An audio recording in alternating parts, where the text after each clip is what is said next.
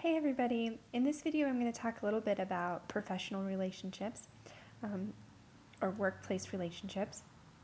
And really the theme of this chapter is that even though these relationships exist in what we would call a professional context, they're still deeply personal and they can be deeply intimate. These are relationships that are very, very important, not just because they have professional consequences, but because they have personal consequences and because we spend a lot of time with these people, right? Sometimes more than we actually spend with our families. So these are really, really important relationships to maintain and really be self-reflexive about how we're engaging in them. Organizational culture and organizational networks are super important for sort of determining what type of communication is privileged in a workplace. And it also is important for determining if you have a kind of defensive or a defensive or a supportive communication climate. And communication climates are one of the best ways to think through how you can navigate having better interpersonal relationships in the workplace. Once you identify and this is on a spectrum, defensive to supportive, but once you can kind of place where you think your own workplace exists, then it's easier to kind of navigate and understand where you fit in that overall climate. So a defensive communication climate is a place where it's really pretty rigid. There are lots of rules. It's very impersonal. It's in a lot of ways unsupportive of human needs. So there's not going to be a lot of time for laughing or joking around or breaks for coffee or if you have to go pick up a sick child, for example, that's not going to be well received. Things like that, right? You're there to work, and really employees in this type of system feel kind of like a part of a machine.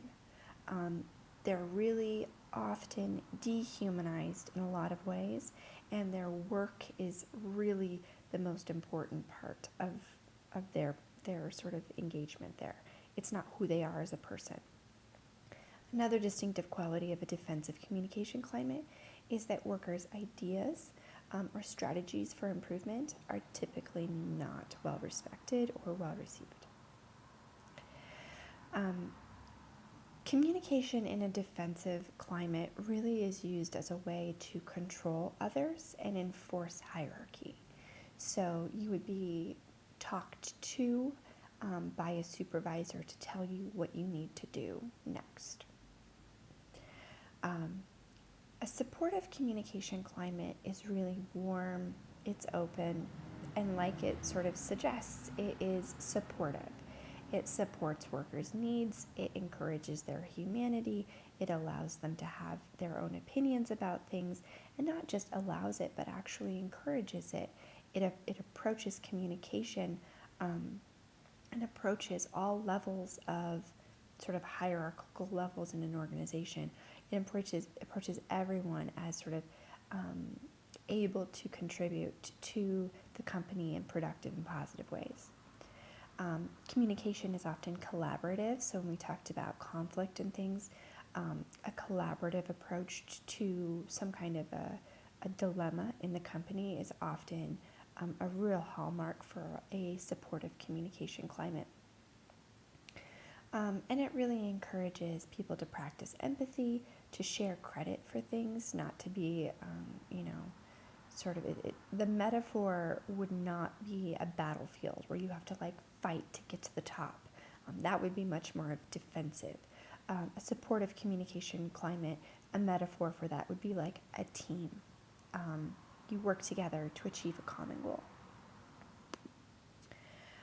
There's a bunch of different sort of orientations or specific terms that kind of are associated with defensive and supportive communication climates. And you'll want to read through those. in the notes here. They're evaluation versus description, and these are characteristics of the communication in supportive and defensive climates. So evaluation, people evaluating you, is much more defensive versus describing things. Use more affirmative affirming language and descriptive language. Use a lot more I language in a supportive climate. Control versus problem orientation. Control is going to be sort of this rigid agenda, limited information. So the higher up on the hierarchy you are, the more information you get, versus this sort of collaborative approach that really kind of tries to distribute power a little bit more equally. Strategy versus spontaneity. Strategy is this like very pre-planned goal where people sort of have to have their own hidden agendas in order to navigate a defensive communication climate, versus a supportive climate, which is much more straightforward. It's kind of an honest expression of attitudes, values, and beliefs, and it's really kind of open. It's a little more spontaneous. It's open to sort of revision and making it better. Neutrality versus empathy. This sort of neutral aspect of a defensive communication climate is really kind of detached, cold. It's really what you think of when you think about professional communication, right? It's very formal versus more of an empathetic orientation. It's going to be personal, much more engaged. It shows a little bit of passion, and it's warm and genuinely involved. And then there's two more. So superiority versus equality, and certainty versus provisionalism. Superiority versus equality, that's a pretty clear one, right? That just has all to do with power.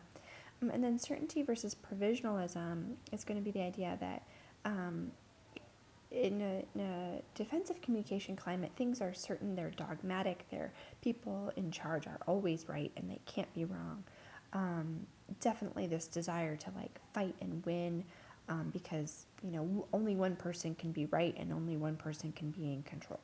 Versus provisionalism is a much more open understanding. It's a much more respectful, collaborative. It's willing to be wrong, but to kind of put out your ideas and kind of see how they go. So those are really some of the key aspects of supportive versus defensive communication climates.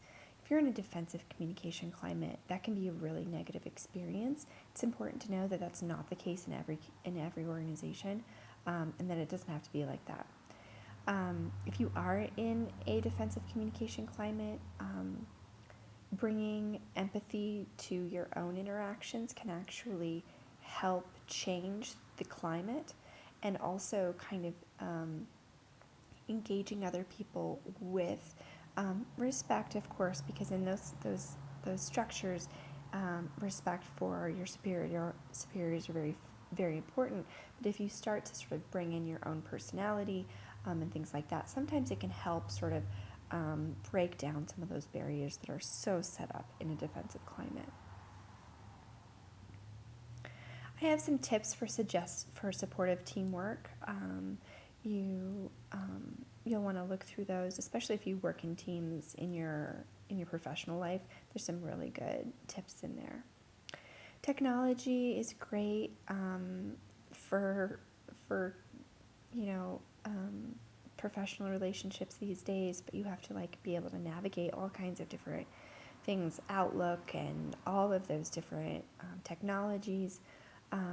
That sometimes just navigating the technology can be its own challenge. And cyber slacking is something that companies actually get a lot of challenges with, just like people playing on their computers and Facebooking. When I teach face-to-face classes, people bring their laptops, and that's awesome, but it's also can be challenging just because people Facebook.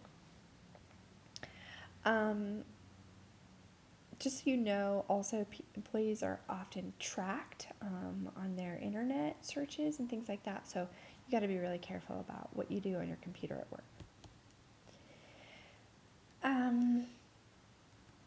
There's some different types of peer relationships in the workplace that you can have: informational, collegial, and special. And so those are going to have different expectations. You want to look those things over. Mixed status relationships, this is where you're like friends with your boss. Those are great. They can be really beneficial, but sort of like mixing work with pleasure. Can be challenges there. If you have a falling out, you don't only have a falling out with a friend, you have a falling out with a boss, or vice versa. I wanted to just briefly, this last thing I wanted to go over was briefly go over some tips for helping you navigate if you are in charge